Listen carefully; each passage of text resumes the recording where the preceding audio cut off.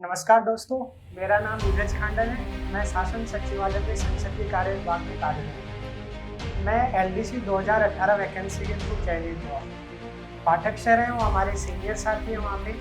उनका हमसे आग्रह था कि जो भी आगामी एलडीसी की भर्ती आने वाली है, उनके अभ्यर्थियों के कुछ क्वेरीज हैं, कुछ उनके क्वेश्चंस हैं, तो मैं उनको एड्रेस करूँ। क्या आपको लगता है कि आपने ऐसा क्या स्पेशल किया या आपके अंदर ऐसा क्या था जो आपको टॉपर बनाने में आपकी स्ट्रेटजी ने मदद की?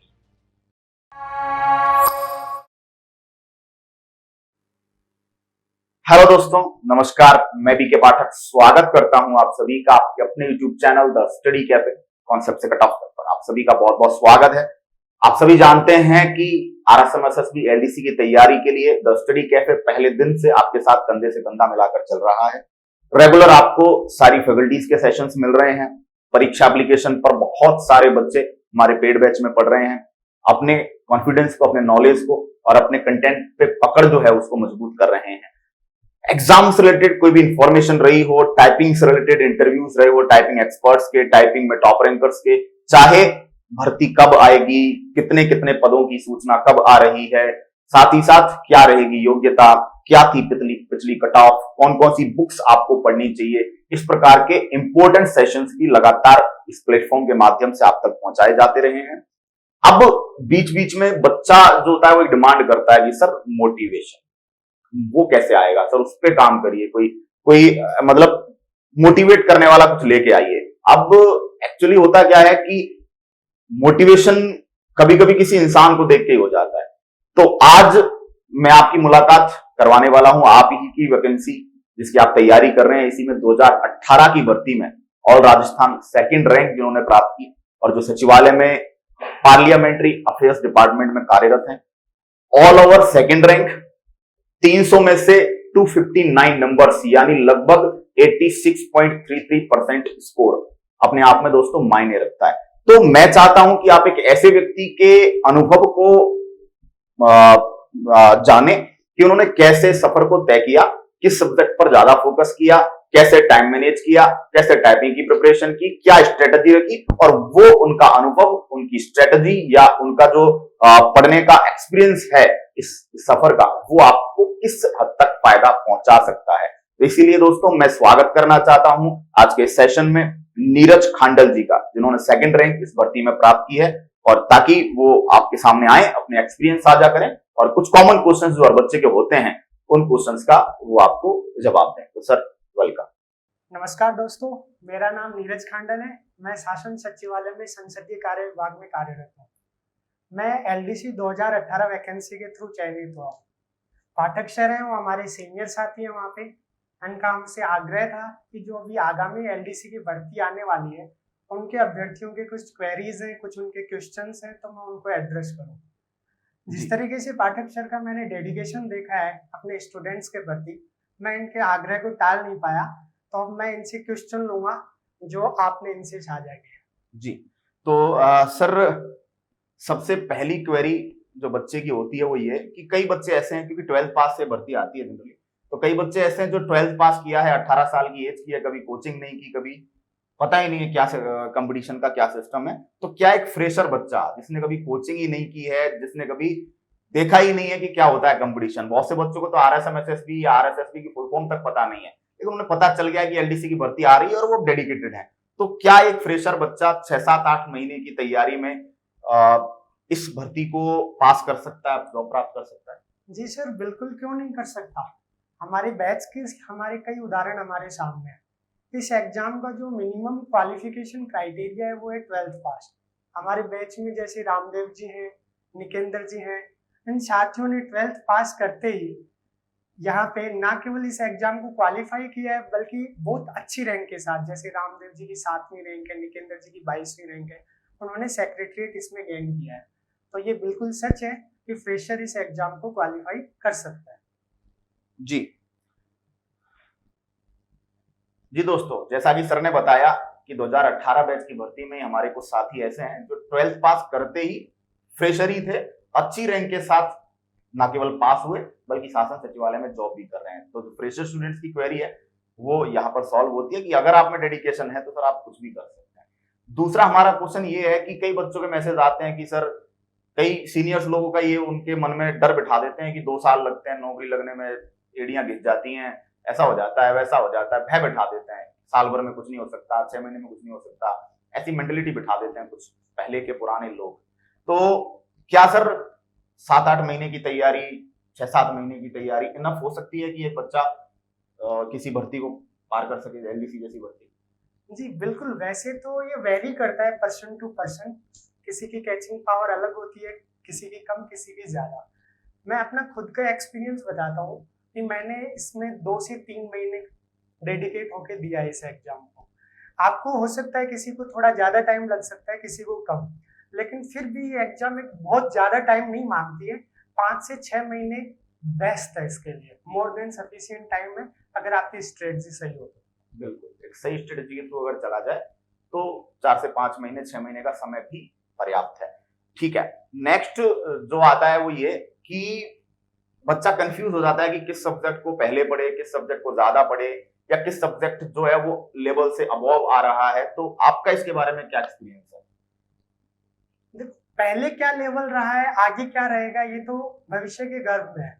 लेकिन जो मेरा पिछले एग्जाम को लेके जो एक्सपीरियंस रहा है, इवन मैंने 4 दिन अलग अलग शिफ्ट में जो पेपर हुए थे, मैंने सबका एनालिसिस किया था। तो उस एनालिसिस से निकल के सामने आता है कि अपने यहाँ पे 3 सब्जेक्ट, टोटल 5 सब्जेक्ट हैं, जीके, जीएस, मैथ्स, हिंदी और इंग्लिश, जिसमें पहले जो 3 सब्जेक्ट हैं वो पेपर फर्स्ट में आते हैं 100 मार्क्स का। ईच सब्जेक्ट होता है अराउंड 33 मार्क्स के, मैथ्स, साइंस और जीके। सेम जो दूसरा पेपर होता है वो भी 100 मार्क्स का होता है, उसमें 2 ही सब्जेक्ट आते हैं, हिंदी और इंग्लिश, जो कि 50-50 मार्क्स के हैं। तो ये तो क्लियर कट दिख रहा है कि यहाँ पे जो ज्यादा वेटेज है वो हिंदी और इंग्लिश का है कंपेरेटिवली अदर 3 सब्जेक्ट के। लेवल की जो बात रही है, पिछले पेपर्स के अंदर ये रहा था कि हिंदी और इंग्लिश का पेपर बहुत आसान था, आपका मैथमेटिक्स भी आसान था। खास बात ये है कि इन 5 में से ये जो 3 सब्जेक्ट है, मैथ, हिंदी और इंग्लिश, ये बहुत स्कोरिंग सब्जेक्ट है। एक एवरेज स्टूडेंट भी इसके अंदर 90+ % स्कोर कर सकता है। तो जो 2 सब्जेक्ट रहते हैं आपके बचे हुए, एक तो जीएस हो गया और एक जीके हो गया, इनका जो एरिया है वो थोड़ा ब्रॉड है, क्वेश्चन कहीं से भी आ सकते हैं। और दूसरी चीज, रिसोर्स जो होते हैं वो भी आपको जगह जगह से खंगालने पड़ते हैं। तो आपको लेवल का तो ध्यान यही रखना है कि 3 सब्जेक्ट का लेवल नॉर्मल लेवल रहता है और स्कोरिंग है, तो आपको उसमें ज्यादा से ज्यादा स्कोर करने का प्रयास करना है। और बाकी 2 सब्जेक्ट हैं उनको आपको हल्के में नहीं लेना है, आपको उनके रिसोर्स जो होंगे वो आपको जुटाने पड़ेंगे।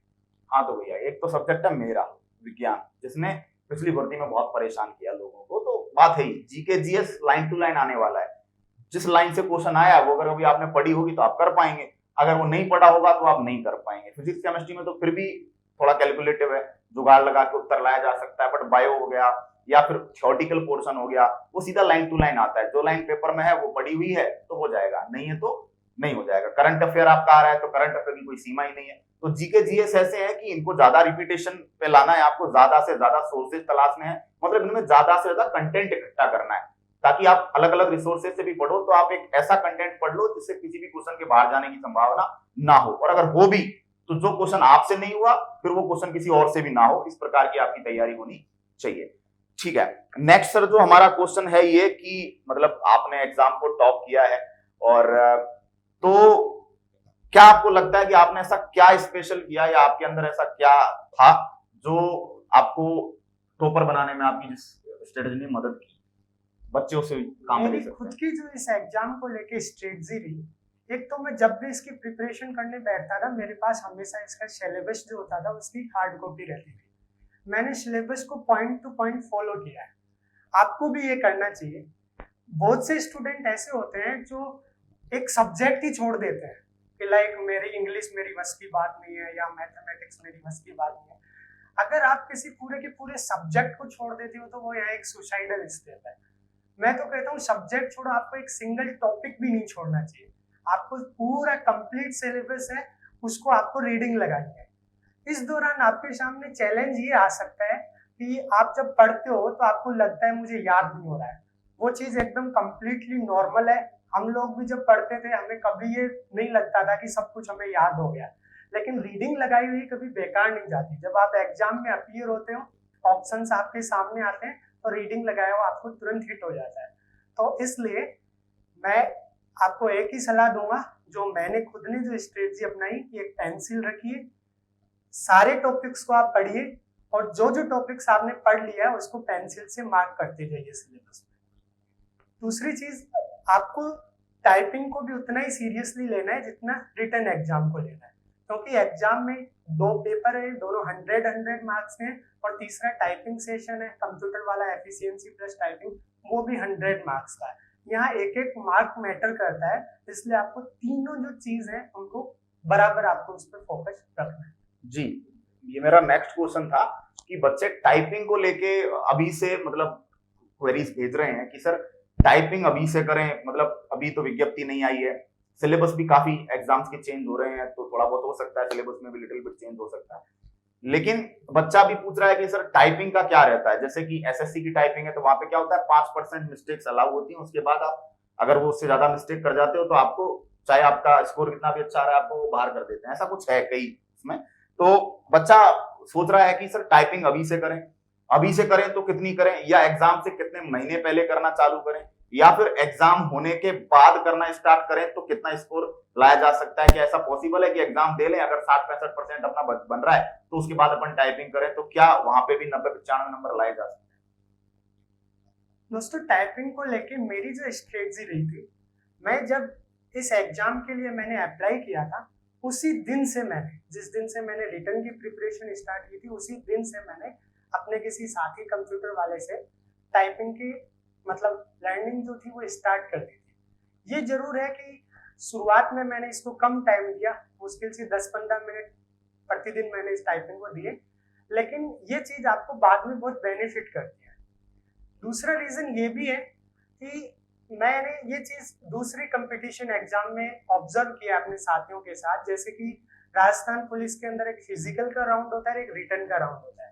मेरे जानने वाले फ्रेंड्स हैं, वो पहले रिटर्न पे फोकस करते हैं, फिजिकल पे ध्यान ही नहीं देते हैं। वो हर बार रिटर्न क्लियर कर लेते हैं, लेकिन फिजिकल की वजह से बाहर हो जाते हैं। कहीं ये चीज आपको नुकसान नहीं करते, बिकॉज बात केवल एग्जाम क्रैक करने की नहीं है। आपको ये पता होना चाहिए कि आपके जो ये मार्क्स हैं वो केवल आपको एग्जाम ही क्लियर नहीं कराएंगे, बाकी थ्रू आउट द जॉब आपकी मेरिट जो होगी वो इसी से डिसाइड होगी। आपकी सीनियरिटी, प्रमोशन, हर जगह आपके मार्क्स मैटर करेंगे। इसलिए कंप्यूटर वाला जो टाइपिंग है और एफिशिएंसी टेस्ट है, उसमें भी आप मार्क्स में पीछे नहीं रह जाएं। शुरुआत आपको अभी रिटर्न की तैयारी के साथ ही कर देनी चाहिए। दूसरी बात यह है कि जब आप रिटर्न की तैयारी कर रहे होंगे, आपके सामने 5 सब्जेक्ट होंगे। जब डेली आप 5-5 सब्जेक्ट को पढ़ोगे तो ऑब्वियस बात है बीच में आपको बोरियत भी होगी।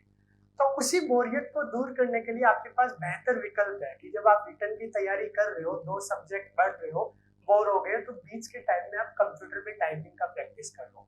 ये आपकी बोरियत को भी काउंटर करेगा, आपको रिलैक्स भी करेगा, और साथ में आपका स्कोर भी बढ़ाने में हेल्प करेगा। जी जी, ठीक है। तो मैक्सिमम जो सवाल हैं वो कुछ इसी टाइप के हैं, और बच्चों के जो भी सवाल जवाब हम तक आए वो मैं लगभग पूछ ही चुका हूँ। एक अंतिम जो मैं पूछना चाह रहा हूँ वो ये कि आप अपनी तरफ से आने वाली भर्ती में जो बच्चे हैं उनको कोई ऐसा सजेशन देना चाहते हैं जो उनकी सफलता में मूल मंत्र बनने का काम करे?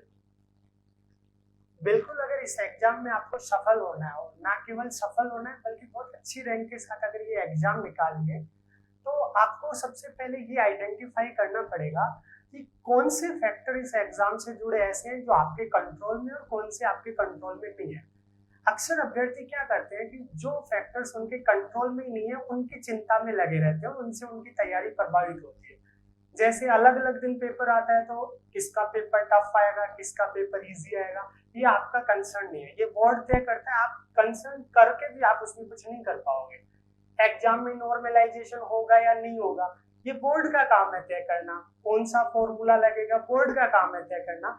ये इन फैक्टर्स को आप चेंज नहीं कर सकते, तो बजाय अपनी ऊर्जा इन फैक्टर्स में लगाने के, आप उन चीजों में अपनी एनर्जी लगाओ जिसमें आप आउटपुट मैक्सिमम ला सकते हो। जैसे सिलेबस पूरा कवर करना है, कुछ भी नहीं छोड़ना है, टाइपिंग की प्रैक्टिस ज्यादा से ज्यादा करनी है, एफिशिएंसी की तैयारी अच्छे से अच्छी करनी है, और आपको एक सिंगल टॉपिक भी छोड़ना नहीं है। जो सब्जेक्ट से जिनका रिसोर्सेज लिमिटेड है और स्कोरिंग अच्छे हैं उसमें आप मैक्सिमम आउटपुट लाने की तैयारी करो। जो सब्जेक्ट ऐसे हैं जिनका ब्रॉड एरिया है उसके अंदर आप रीडिंग सबको लगाओ, छोड़ो कुछ भी नहीं। बाकी हमारी शुभकामनाएं आपके साथ, आप अच्छा करो, अच्छी रैंक लो एंड सेक्रेटरी जैसी जगह आप निकालो। दोस्तों, खांडल सर ने बहुत सारे अपनी ऐसी बातें आज आपके साथ साझा की है जो पढ़ते पढ़ाते 8-9 साल हो गए हैं, लेकिन उसके बावजूद मेरे भी माइंड में नहीं आई थी। तो मैं भी सेलेक्ट तो हुआ ही हूँ, 58वीं रैंक मेरी भी है, लेकिन कभी इन सब चीजों पर गौर नहीं गया। जैसे एक बात जो बहुत इंपॉर्टेंट कही सर ने वो ये कि बच्चा ऐसी चीजों पे अपनी ऊर्जा बहुत ज्यादा वेस्ट करता है जो उसके कंट्रोल में नहीं है, जैसा कि आजकल हो रहा है। सर सीईटी लागू होगा कि नहीं होगा अभी अपने कंट्रोल में नहीं है, होगा, और अगर तैयारी करनी है, बाबू बनना है, तो तैयारी उसकी भी करनी पड़ेगी।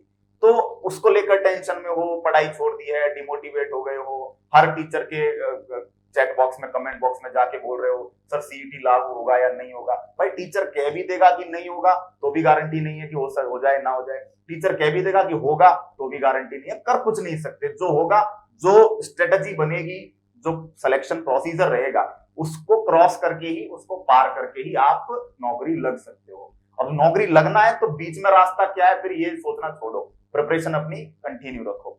तो बच्चे इस तरह की चीजों में बहुत उलझे रहते हैं, ये कैसे होगा, सिलेबस तो चेंज नहीं हो जाएगा। अब यार सिलेबस चेंज हो गया तो उर्दू तो जुड़ नहीं जाएगी, कुछ ना कुछ ऐसा ही जुड़ेगा या कुछ ना कुछ ऐसा ही हटेगा जो आप पढ़ रहे हैं या जो आप पढ़ते आए हैं या जो आप पढ़ सकते हैं, और वो सबके लिए जुड़ेगा। ऐसा भी नहीं है कि केवल आपके सिलेबस में जुड़ जाएगा, 2-4 और बच्चे आ गए तो उनके सिलेबस में नहीं जुड़ेगा या किसी दूसरे बच्चे को बेनिफिट हो जाएगा, ऐसा नहीं है। तो फर्स्ट ऑफ ऑल नेगेटिव लोगों से, नेगेटिव सोचों से, नेगेटिव विचारों से दूर रहें, पॉजिटिवली अपना काम करते रहें।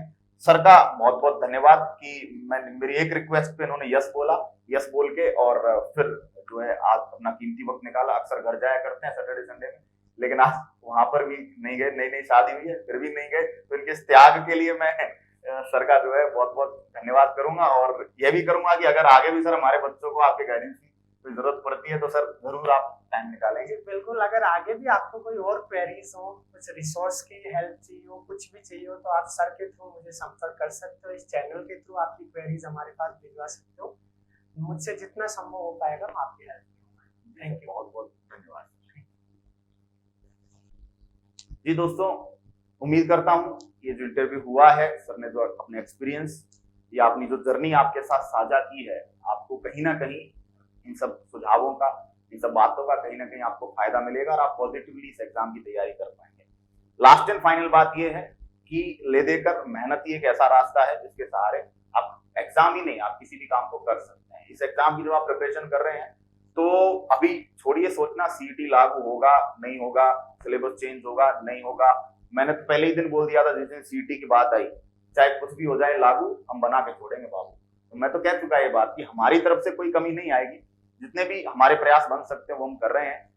फिलहाल जो मुद्दे की बात है वो ये है कि बुद्ध पूर्णिमा के अवसर पर हम लोग द स्टडी कैफे चैनल परीक्षा परिवार आपके लिए एक बम्पर डिस्काउंट एलडीसी के कोर्स पर लेकर आया है, क्योंकि बहुत सारे बच्चे पढ़ रहे हैं, बहुत सारे बच्चों की क्वेरीज आती है, सर पेमेंट अफोर्ड नहीं कर सकते, कुछ डिस्काउंट ऑफर दीजिए।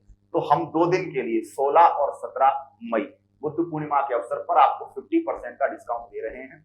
50% डिस्काउंट के बाद जो प्राइस है वो क्या होने वाली है, कौन कौन आपको पढ़ाने वाले हैं, वैसे तो आप सारी फैकल्टी को जानते हैं, लेकिन फिर भी मैं आपको एक बार बता देना चाहता हूं कौन कौन आपको पढ़ा रहे हैं। दोस्तों, कोड जो है वो आपका है बुद्धा 50, और ये जो कोड है आपका अप्लाई रहेगा 16 और 17 मई, 2 दिन के लिए वैलिड रहेगा। कोर्स की जो फीस रखी गई है वो रखी गई है 2999, लेकिन जब आप कोड अप्लाई करेंगे तो आपको 1500 रुपए में 1 ईयर वैलिडिटी के साथ ये कोर्स आपको क्या है मिल जाएगा। पढ़ा कौन कौन रहे हैं अच्छे से आप जानते हैं, यूट्यूब पर भी क्लास ले रहे हैं। श्रवण बिश्नोई सर हिंदी में, अपने आप में राजस्थान में हर कोई जानता है, हर विद्यार्थी जो तैयारी कर रहा है हिंदी में सर से परिचित है। Krishna Chaudhary sir Rajasthan history culture विज्ञान तो मैं ले ही रहा हूँ। वीर बहादुर सर हमारे मेंटर गाइड, साथ ही आपकी मेंटल हेल्थ से रिलेटेड जो भी इश्यूज हैं उनको क्रैक करेंगे और साथ ही आपकी मैथमेटिक्स में हेल्प करेंगे। अर्जुन सिंह राठौर सर इंग्लिश पढ़ा रहे हैं, आप सबका प्यार पूरी टीम को रेगुलर मिल रहा है। Sandeep Yadav sir geography, Ketan sir maths और एडवांस मैथ्स की क्लासेस भी परीक्षा एप्लीकेशन पर पैरेलली आपको बहुत जल्दी मिलने वाली है। तो कंटेंट में कोई कमी नहीं है, इरादों में कोई कमी नहीं है, मेहनत में कोई कमी नहीं है और एग्जाम से रिलेटेड किसी भी तरीके की इंफॉर्मेशन में कोई कमी नहीं है। तो शायद द स्टडी कैफे वो पहला मंच है जो आपकी मेंटल हेल्थ, जो आपके एग्जाम से रिलेटेड कोई भी क्वेरी, इंफॉर्मेशन, अपडेट, उन सबको आपको प्रोवाइड करा रहा है, ख्याल रख रहा है। और कंटेंट के मामले में तो हम कभी किसी से ना पीछे थे, ना आज हैं, ना कभी होंगे। क्यों? क्योंकि हम लोग 100% ऑथेंटिक काम करना चाहते हैं और जो भी बच्चा हमसे जुड़ा है, हम ये चाहते हैं कि उसको एक जो भी समय, जो भरोसा, जो अपने माँ बाप की कमाई का जो एक हिस्सा वो हमें पे कर रहा है, उसका उसे ब्याज के साथ नहीं, चक्रवृद्धि ब्याज के साथ उसको रिटर्न मिले, ये हमारी कोशिश है। और इरादा ये है कि राजस्थान के हर कार्यालय में एक एक जो कर्मचारी, एक बाबू हमारे द्वारा पढ़ा हुआ बैठा मिले, ये आगे सपना है और यही सोच है। तो दोस्तों, आगे किसी भी तरीके की इंफॉर्मेशन अगर आपको स्पोर्ट्स रिलेटेड या किसी भी चीज से रिलेटेड चाहिए तो ये हमारा इंक्वायरी नंबर है, आप इस पर कॉल कर सकते हैं। और भी बहुत सारे वीडियोस आपको इसी तरह से हमारी ओर से मिलते रहेंगे। तैयारी के लिए आपको शुभकामनाएं। आप जी जान से आप मेहनत करें, यकीन मानिए मेहनत अगर आप करेंगे तो आप जरूर अपनी सफलता को प्राप्त कर लेंगे। आगे आपसे बातें होती रहेंगी अगली कक्षाओं में। तब तक के लिए टाटा, बाय बाय।